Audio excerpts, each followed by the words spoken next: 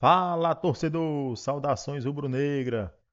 Vamos ver aqui a entrevista do Felipe Luiz, né? Falando aqui sobre o confronto de 0 a 0 entre Flamengo e Fluminense.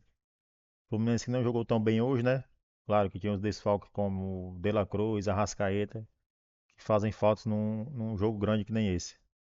O Fluminense também jogou muito bem dentro do contexto de jogo dele, né? Que era não perder a partida, era anular o Flamengo, primeiramente, para depois, quem sabe, conseguir a vitória. Apesar disso, né, pode custar muito caro a classificação, pode até nem se classificar para a fase final do Campeonato Carioca. Mas é isso aí, né? O Mano Menezes, um grande técnico, né? Sabia que era muito difícil jogar de igual para igual contra o Flamengo, preferiu ali se resguardar e jogar por uma bola, mas o Flamengo também não deu muitas oportunidades. Minha nação, créditos na descrição para a Flá TV. Você que nos acompanha, não deixe de se inscrever no canal e deixar o seu like, hein? Deixa aí nos comentários o que você achou desse jogão entre Flamengo e Fluminense. É jogo amargo, hein? Mas é isso aí. Vamos para o conteúdo. E da revista Placar.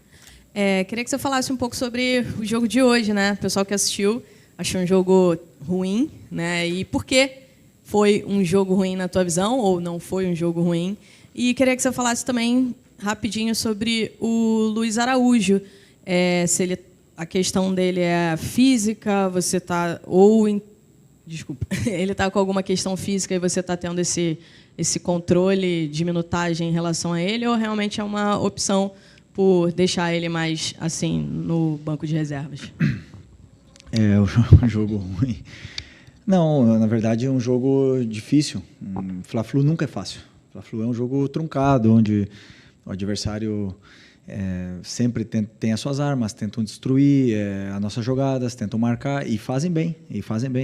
Não é fácil jogar contra o Fluminense, que não tem nunca o peso do Flamengo de ter que dominar o jogo, de ter que se impor e tudo mais. Então sempre é mais fácil destruir do que construir, né? Então fizeram bem, fizeram uma grande marcação, anularam bastante os nossos meio-campistas, mas mesmo assim acredito que as chances mais claras foram nossas. A maior parte do volume do controle do jogo foi nosso. Eu não lembro de uma chance assim clara deles. E é só o primeiro dos jogos contra o Fluminense que nós vamos ter durante o ano, que vão ser vários jogos contra eles. Então, como eu falei, nunca é fácil. Valorizo bastante o esforço dos meus jogadores e tudo que aconteceu durante o jogo, as adaptações, as mudanças e tudo que eu pedi eles fizeram. E principalmente é isso, até o final do jogo todo mundo correndo e todo mundo se entregando, nunca ninguém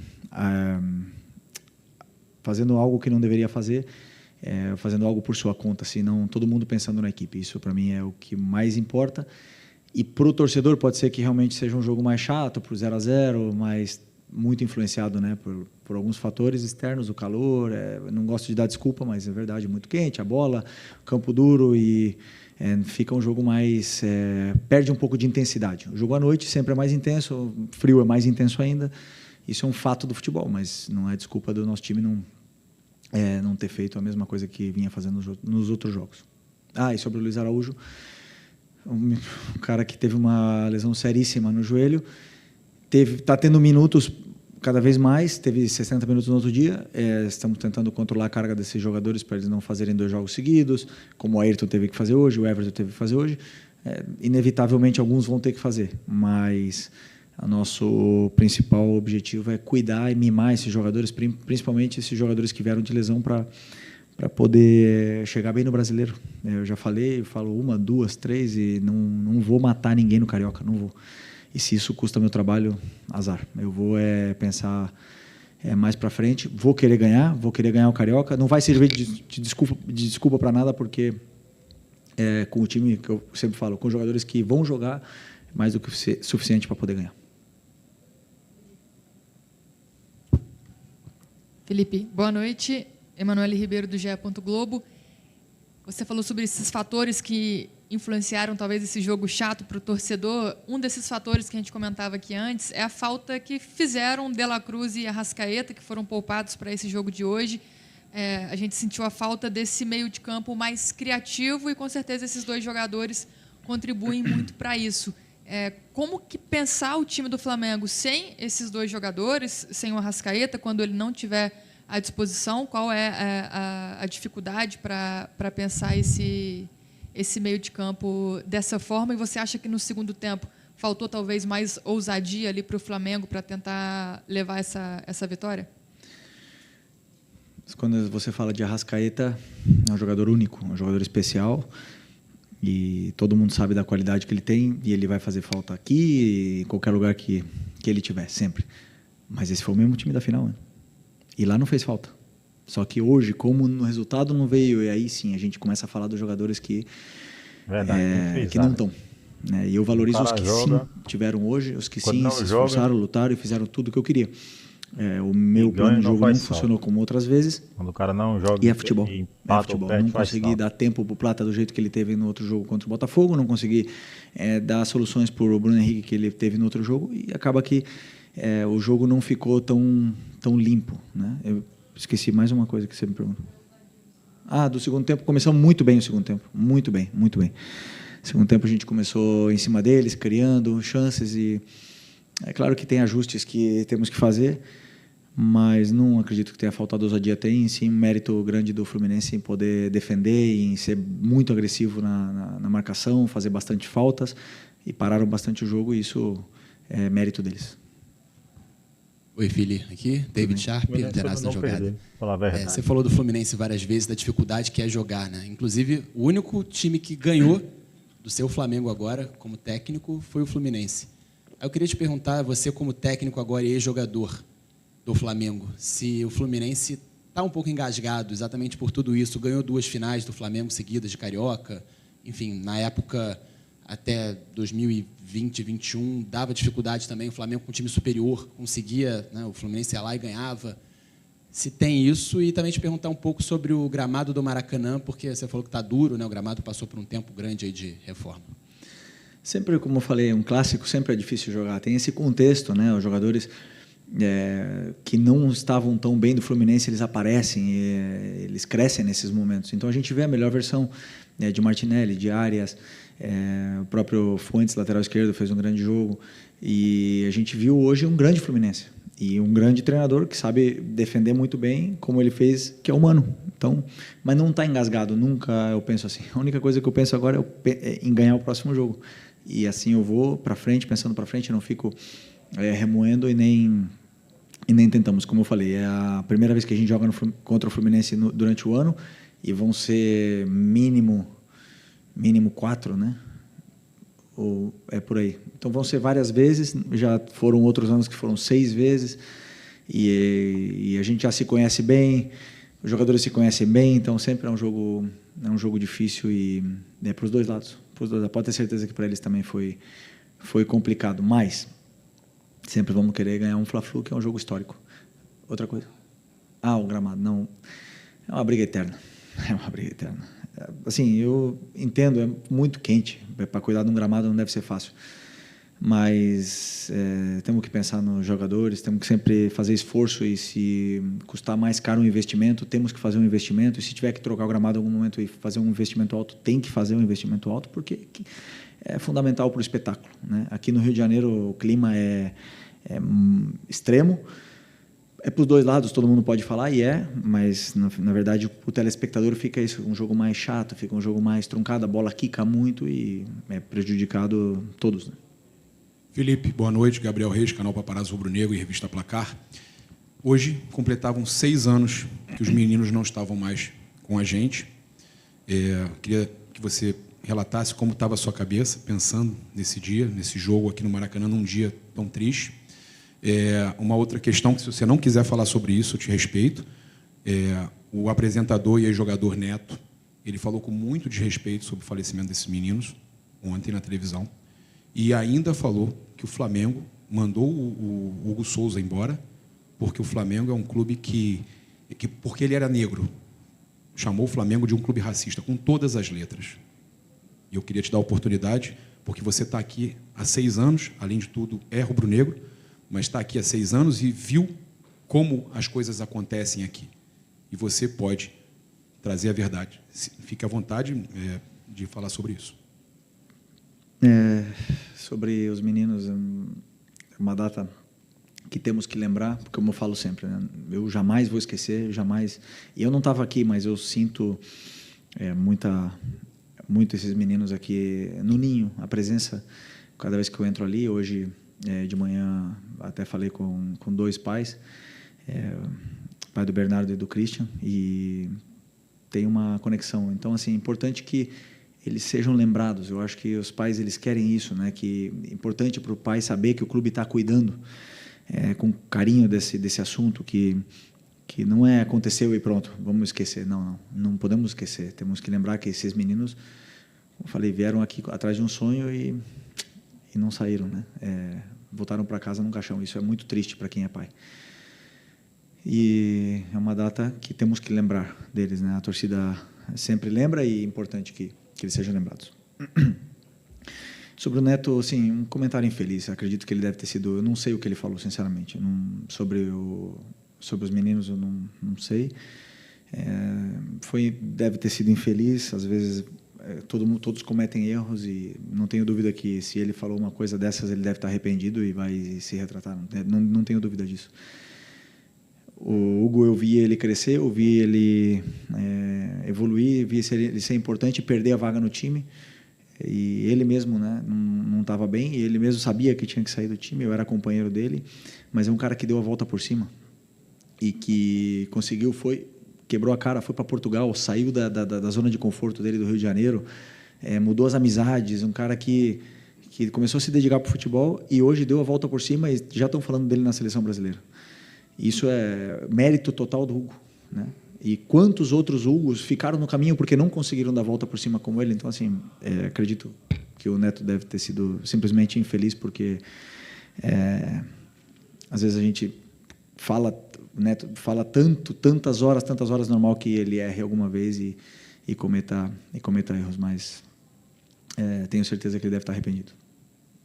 Aqui, Felipe, boa tarde. Eduardo Alves, do portal BTB Esportes. Uma das marcas desse jogo de hoje foram 3 saídas de jogadores por questões físicas, que foi o Alexandro, o Michael e o Thiago Silva, pelo Fluminense.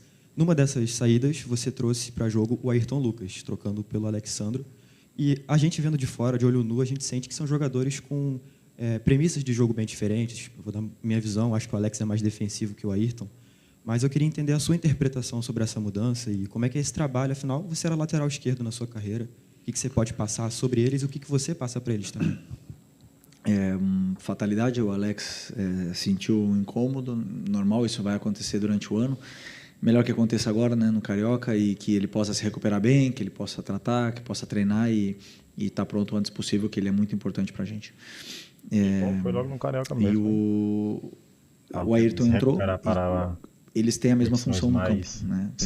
Os dois têm que atacar quando eles devem atacar, eles têm que passar quando eles têm que passar e têm que marcar quando tem que marcar. Então, eles dois têm a mesma função, absolutamente igual. Então, o que eu peço para o Ayrton é absolutamente a mesma coisa que eu peço para o Alexandro. Um tem mais facilidade do que o outro em fazer determinadas funções ou executar conceitos, mas a concorrência é deles, né? Eu hoje optei por começar com o Alexandre, mas sempre que o Ayrton entra, ele também é um jogador importante. Espero que ele possa se sentir cada vez melhor na equipe. Bem, Ayrton Lucas hoje, hein?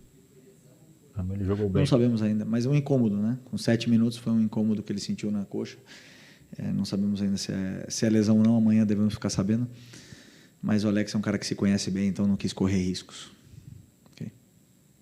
Boa noite, Felipe. Léo José, do Coluna do Fla. Essa primeira janela de transferências, ela se fecha no dia 28 de fevereiro, né? O Flamengo já contratou o Danilo e também o Juninho. Só que agora, recentemente, emprestou o Alcaraz. Eu queria saber se existe uma demanda da comissão técnica para com a diretoria, pedindo algum reforço, a reforçar algum setor do time, ainda nessa primeira janela? Não. Estou absolutamente feliz com o grupo que eu tenho na mão, o elenco que eu tenho na mão. Mas claro que sempre atento às oportunidades de mercado, né? Tenho conversas diárias com o departamento de scout, com o Boto, sobre jogadores, sobre possíveis saída e entrada de jogadores, e esse é um assunto interno, mas não pedi ninguém. Okay. Fala, Felipe. Rafael aqui do BarbaCast. Na entrada do time, né, os reservas geralmente entram com uniforme, não com uniforme de jogo, né, uniforme de treino, sei lá, de aquecimento. E o Ayrton, eu percebi que ele entrou com uniforme de jogo. Havia alguma suspeita, alguma coisa em relação ao Alexandre no começo, ou foi só coincidência mesmo? Porque o Alexandre saiu rápido, enfim. Não sabia disso. Não tinha nada.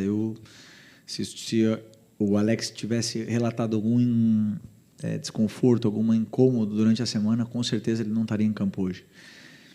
Mas não, ele falou que foi um gesto onde a perna dele ficou presa na perna do outro e uma coisa assim. Então, ele vai poder explicar melhor do que eu. Eu não sabia desse assunto do Ayrton, né?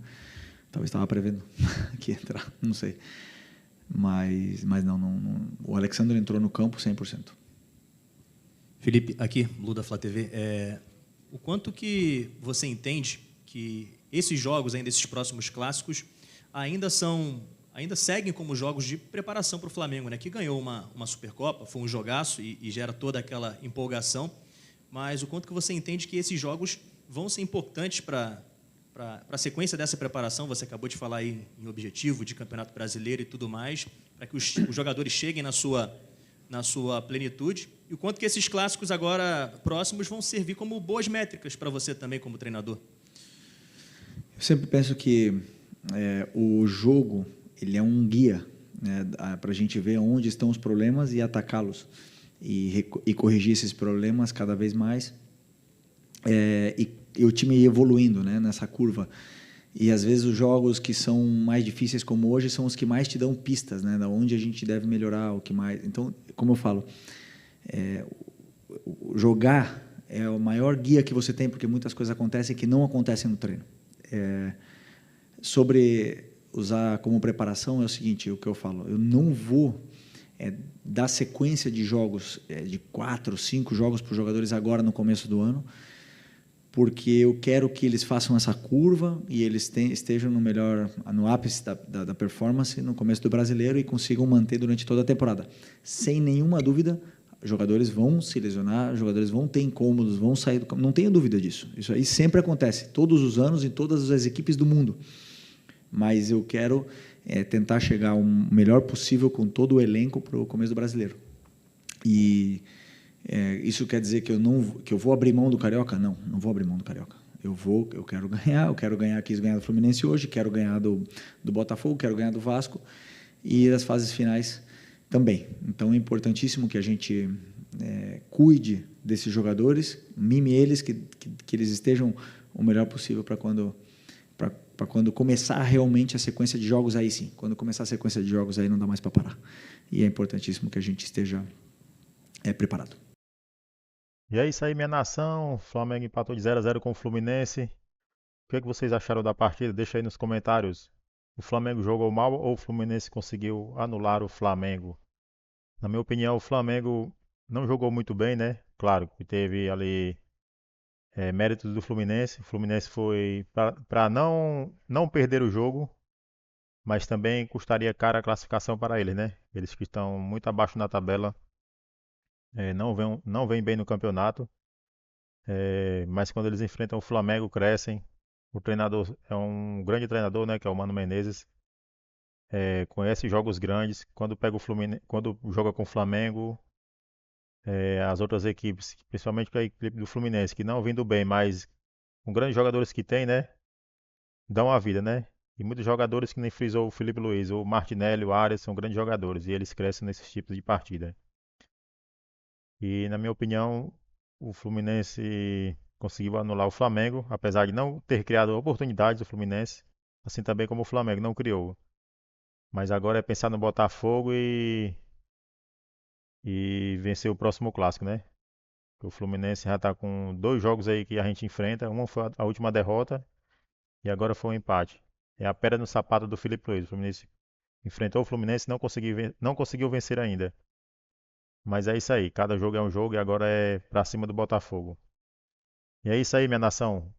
Créditos na descrição para a Flá TV. E você que nos acompanha, não deixe de se inscrever no canal e deixar o seu like e ativar o sininho das notificações para não perder nenhum conteúdo, hein? Deixa aí nos comentários o que você achou desse jogão. Até a próxima!